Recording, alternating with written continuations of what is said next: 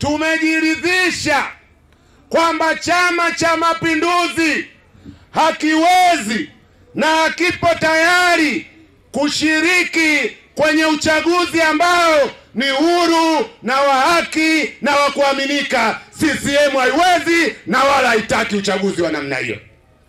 CCM imezoea vya kunyonga, vya kuchinja, hawawezi CCM.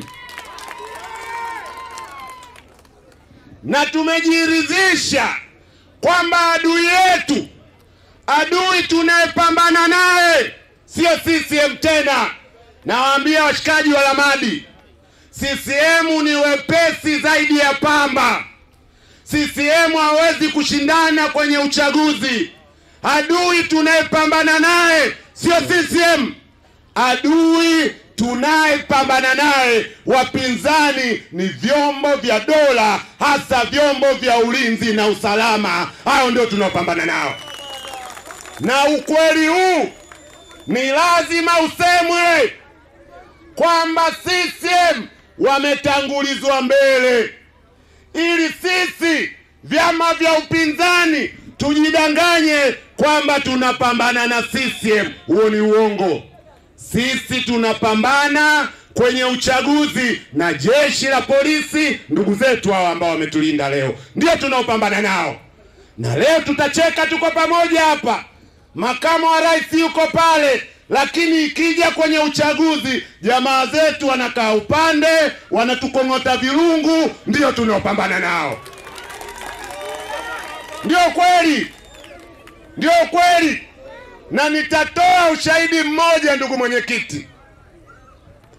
Katika chaguzi zetu tumekamata kura feki, mamia kwa mamia ya kura feki, na tunakwenda kwenye kila kituo cha kupigia kura, yuko polisi, unampelekea ndugu yangu, huyu tumemkamata na kura hizi.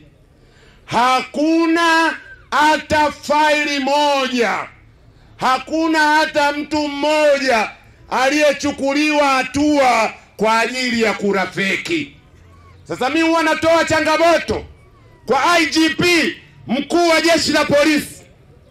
Kwa nini mpaka leo hakuna hata faili moja la uchunguzi lililofunguliwa kwa ajili ya kura feki, licha ya ukweli kwamba kwenye video unaona makula yamepigwa, wengine tunayo tumeyakamata? Kwa nini?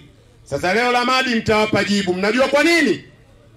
Mnajua sababu yake? Ni kwa sababu jeshi la polisi ama linashiriki kwenye michezo hiyo katika kupanga huo wizi, ama linabariki vitendo hivyo. Huo ndio kweli wenyewe lazima useme.